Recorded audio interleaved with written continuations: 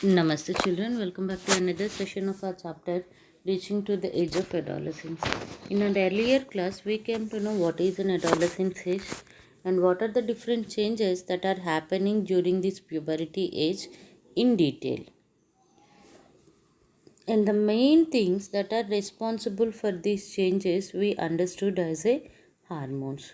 So while knowing about the hormones, we came to know that there are two different types of glands that are present in our body. One as an exocrine glands and the second one as an endocrine glands. So both the glands that are present in our body are meant for some secretions. So now, if it is an exocrine gland, the secretions are enzymes, and whereas an endocrine gland, the secretions are your hormones. So in our today's class, which is related to the adolescence age, we are going to mainly focus on the endocrine glands which are secreting hormones, and those hormones are responsible for the growth in our body. So there are various endocrine glands that are present in our body, and each and every endocrine gland it have its own work. So to understand this, how these endocrine glands they are helpful in affecting our body, in our today's class we will learn about different endocrine glands, their location and their function. Let's start our class, children.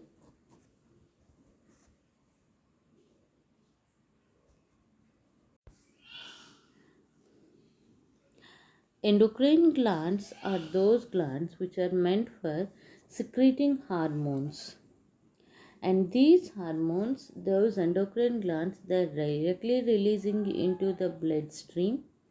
And now this hormone that is mixed in the blood, it will move along with the blood and it shows its action on a specified tissue or an organ that's called your target organ. Okay, so as I said, there are different endocrine glands that are present in our body, and every endocrine gland it have its own function. Some of the endocrine glands like pituitary gland that is located in the brain region, a thyroid gland it's located in our neck region, adrenal gland, pancreas, testes, ovary, these are few endocrine glands that are present in our body and helpful for the proper functioning of it. So let us see, these are the different locations: a pituitary gland, thyroid gland. See, on the top of the kidneys you are having the adrenal gland. This is your pancreas, ovary, testes. So these are the different locations where the endocrine glands that are present in the humans. So now what exactly these endocrine glands they are performing? So now these endocrine glands, one is your pituitary gland. It is responsible for the growth of the person by releasing some specific hormones called growth hormone. So now this growth hormone it is responsible for the growth of a person, because in the adolescence condition we had seen that the growth of the person is by the growth of the bones present in the limbs. So this particular growth of the person is the main reason that is produced by the growth hormone. We are saying it as a GH from the pituitary gland. And this pituitary gland in general we'll call it as a master gland, because it controls all other pituitary gland functions. And even the pituitary gland it secretes one more hormone that is called TSH, thyroid stimulating hormone. So now this TSH, thyroid stimulating hormone, it travels from pituitary to thyroid gland. It acts on the thyroid gland and now makes the thyroid gland to work functionally actively. So now this thyroid stimulation hormone, whenever it is acted on the thyroid gland, now this thyroid gland it is secreting another hormone that is called thyroxine. What you are saying it's called thyroxine.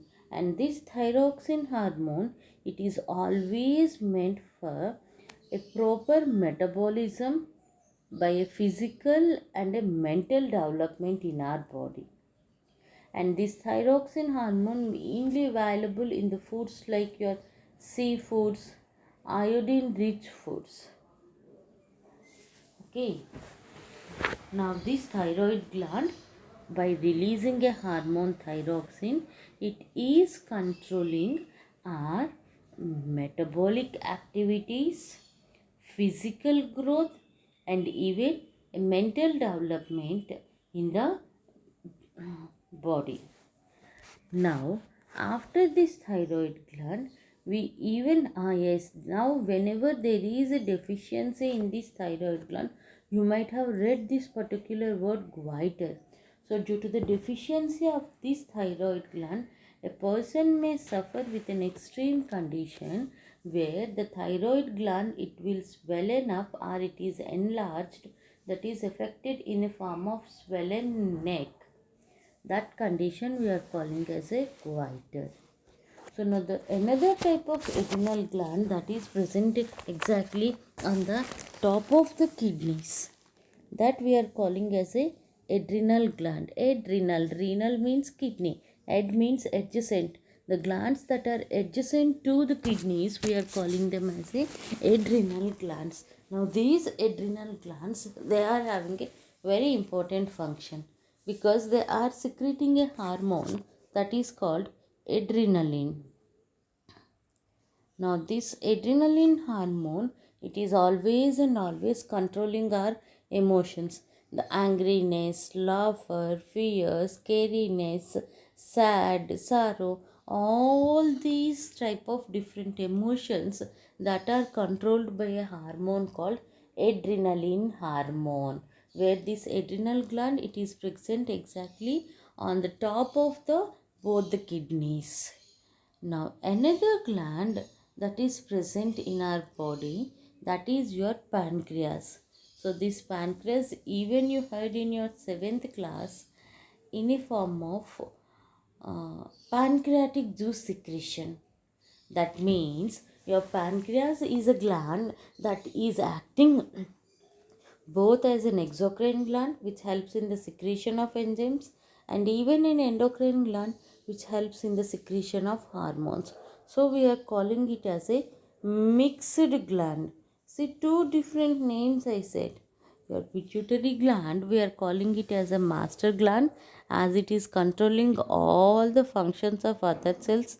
Another gland, that is your pancreas, that's called your mixed gland, which can act even both like a exocrine and endocrine gland in our body. So if you'll see this pancreas as an endocrine gland, this pancreas, it is responsible to maintain the sugar levels in our body. Yes, by releasing a hormone that is called,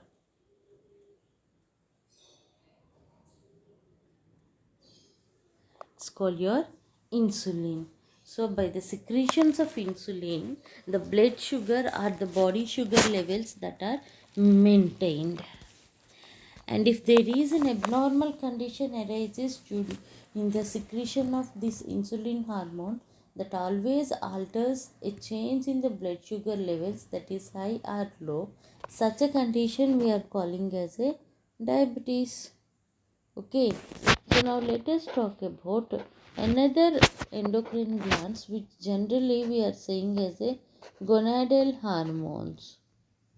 So now these gonadal hormones are always and always varying from males to females. So in case of males, the gonadal hormones or organs are called testes, which are secreting a hormone, a further hormone. It's called testosterone, and this testosterone, they are helpful for the controlled production of sperm cells.